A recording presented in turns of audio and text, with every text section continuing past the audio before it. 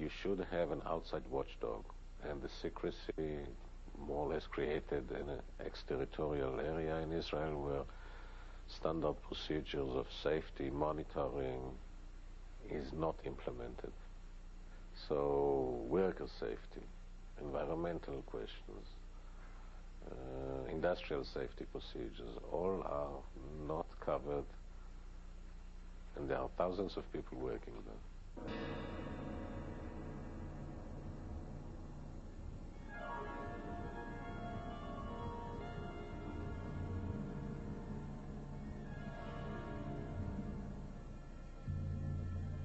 But the secrets of this old reactor are beginning to leak.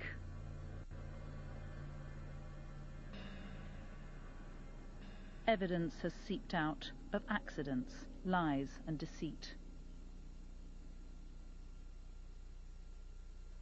In 1996, the press heard rumours of a radioactive hotspot in the desert.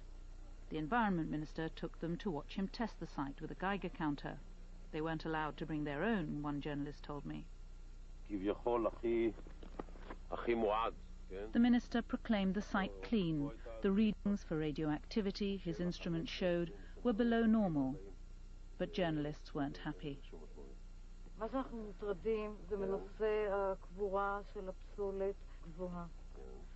אתה יכול להגיד לנו איפה למשל קבורה פסולת כזו? במקום טוב.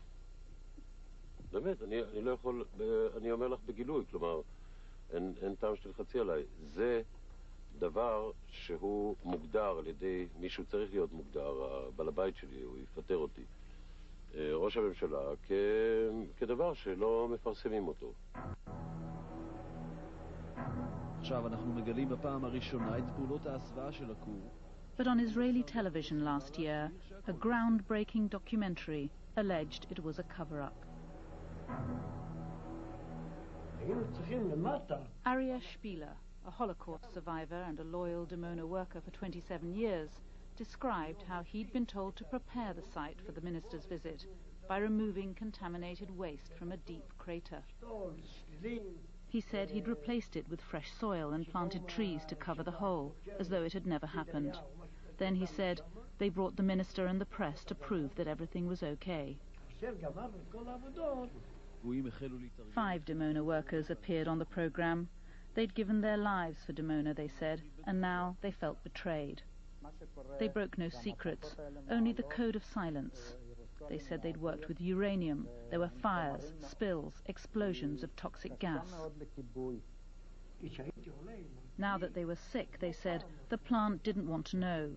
The management was denying they'd worked with radioactive materials, and because they were bound to secrecy, they couldn't fight for their rights.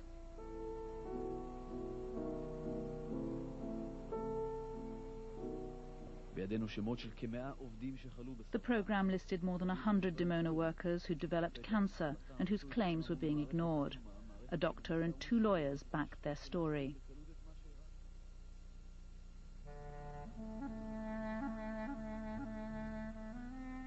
It was the first time Dimona workers had spoken out.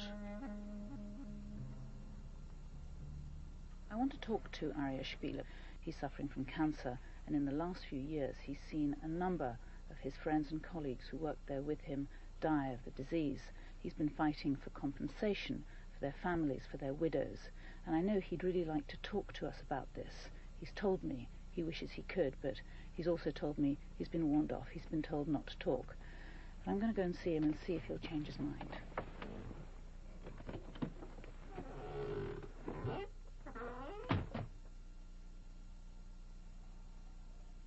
I just wanted to ask you, why you can't... הביטחון סגר אותי מהקריה ועד לקריית כמאל. סגרו אותי לגמרי ואמרו, אין.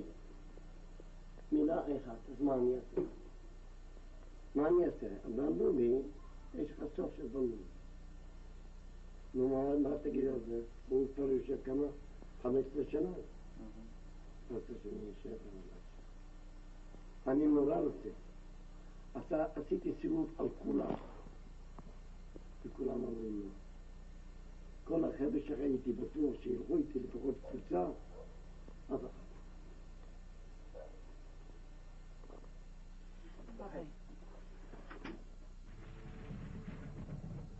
It was time to try the others, the doctors, the relatives, the lawyers. Hello? Hello. I just wanted to ask you whether there would be any possibility of doing an interview with you about the cancer victims and about their case. I'm really reluctant to be interviewed publicly on the media over this story overseas. It's just not appropriate. But why is it so sensitive? Come on now. Any discussion of nuclear issues is sensitive. I talked with my family. I don't want to participate in this. I don't think it's the right thing to do. Nobody is prepared to talk about it.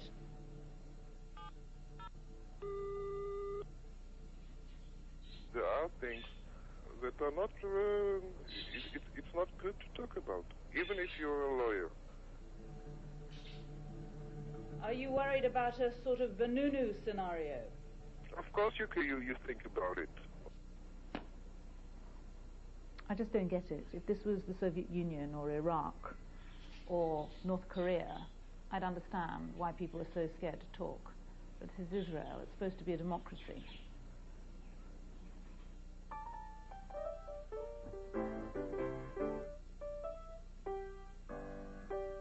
In Israel today, an invisible power enforces the code of silence through fear.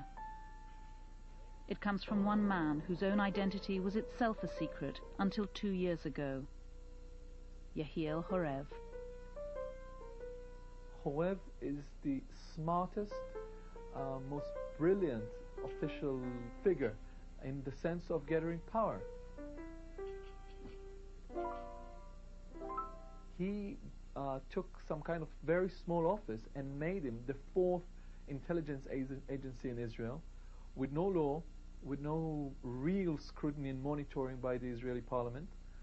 And in this sense, he's I think, a grave danger to Israeli democracy. For 16 years, Horev has been the faceless guardian of Israel's secrets. His picture has never been published unmasked. Till now. It's Horev from his office at the Ministry of Defense who is blocking Vanunu's early release.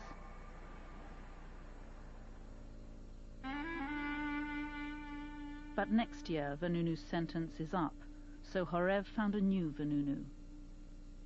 Brigadier General Yitzhak Yaakov, known to his friends as Yatza. In his retirement he wrote a fictionalized memoir and talked on camera about his life. A distinguished soldier and scientist, Yaakov had for years led Israel's top-secret weapons development program. So eminent was he was a candidate for the prestigious Israel Prize. But when he told his life story to a journalist, he broke the rules. The journalist was Ronan Bergman. He showed his article, as all Israelis must, to the censor. It went straight to Horev, who sent in the heavies. They were deadly, deadly serious.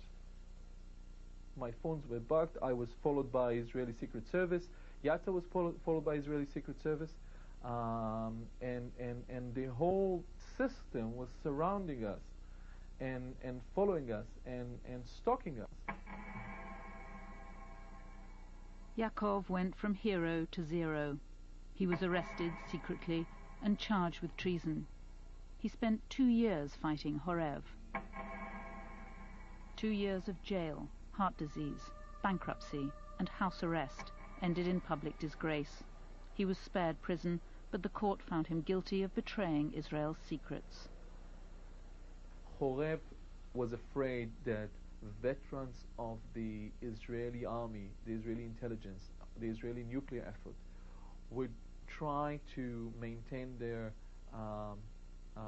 footprint in the history of Israel and tell their story, and he wanted to frighten them, and in this sense he was successful. Do you